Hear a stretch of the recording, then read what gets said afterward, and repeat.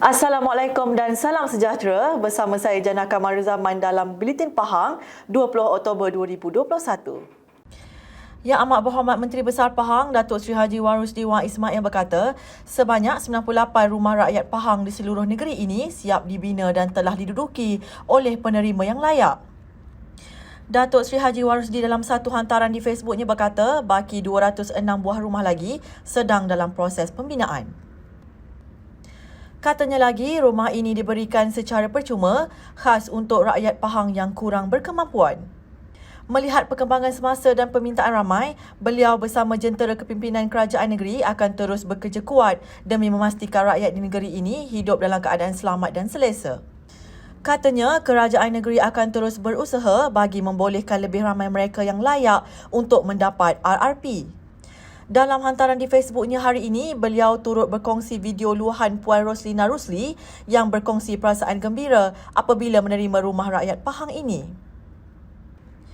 Dalam pada itu, beliau sebab melihat luahan hati Puan Roslina yang sebelum ini tinggal dalam keadaan kurang selesa, kini telah berpindah ke rumah baru yang lebih besar, selesa dan selamat untuk diduduki. Anugerah khas Frontliner disifatkan sebagai penghargaan kepada semua petugas baris hadapan di negeri ini yang telah bertugas sepanjang pandemik COVID-19 melanda. Pengarah Hospital Tengku Ampuan Afzan HTAA, Dr. Rahimah Ibrahim berkata, penghargaan ini bukanlah kepada petugas kesihatan sahaja, namun melibatkan semua jabatan.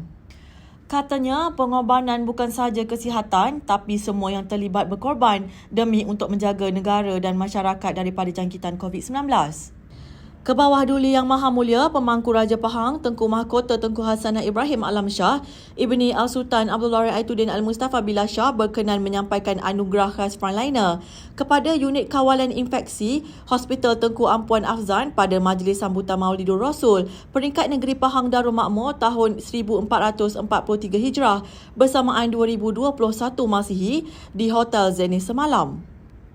Beliau yang mewakili unit kawalan infeksi HTAA ini membawa pulang wang bernilai RM5,000, plak dan sijil penghargaan. Turut hadir Yang Amat Berhormat Menteri Besar Pahang, Datuk Seri Haji Warusdi Wan Ismail, Yang di-Pertua Dewan Negeri Pahang, Yang Berhormat Datuk Seri Haji Ishak Haji Muhammad, Yang Berhormat Setiausaha Kerajaan Pahang, Datuk Seri Dr. Salihuddin Ishak dan Barisan Exco Kerajaan Negeri. Menurut beliau lagi, wang yang diterima ini akan digunakan untuk meraihkan semua petugas unit kawalan infeksi seramai 10 orang. Katanya, wang ini untuk meraihkan semua petugas di unit ini dan selain itu akan digunakan bagi perkara bermanfaat kepada unit dan hospital. Kerajaan Pahang bersama Suruhanjaya Komunikasi dan Multimedia Malaysia SKMM telah mengambil langkah proaktif meningkatkan kemudahan internet di kampung seberang Tanjung Buluh Lipis dengan melaksanakan secara Proof of Concept POC oleh syarikat penyedia perkhidmatan internet satelit yang telah dilesenkan oleh SKMM.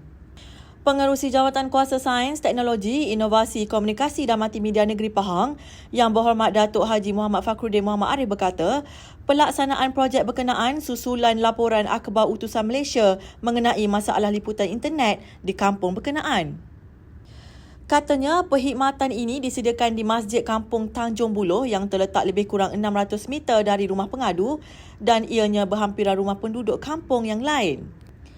Melalui perkhidmatan POC, capaian kepada internet 4G boleh diperolehi di kawasan sekitar lingkungan 200 meter dari Masjid Kampung Tanjung Buluh. Jelasnya, kerja-kerja pelaksanaan projek POC telah pun siap sepenuhnya dan akan mula diaktifkan dalam masa terdekat, selewatnya pada minggu hadapan.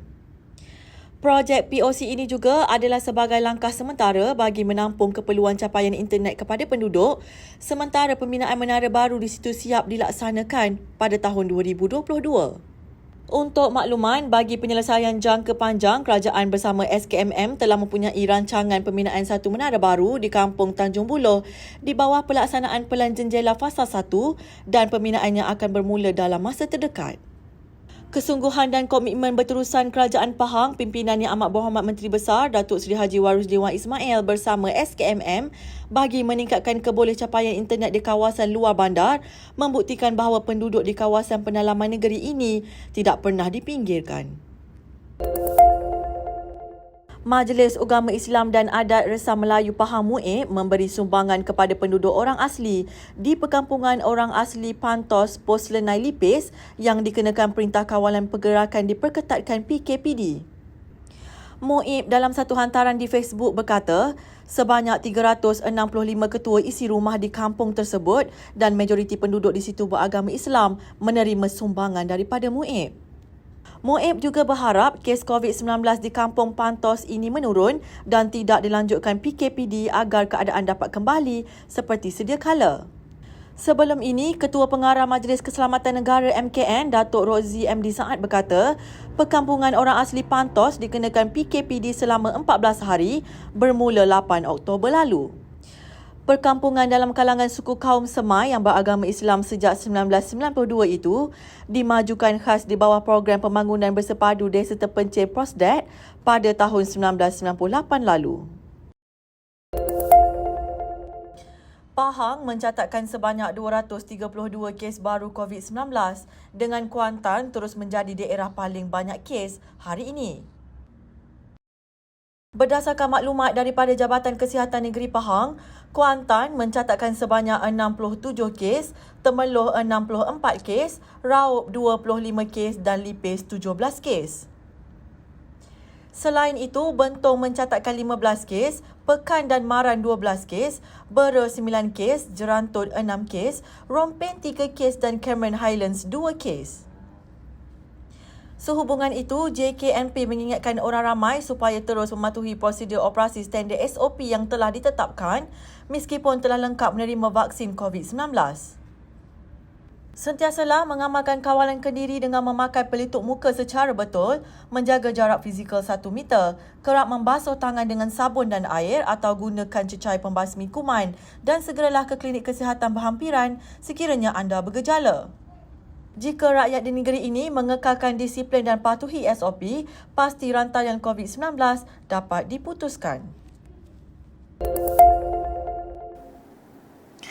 Sekian Buletin Pahang bersama Unit Komunikasi dan Media Pahang.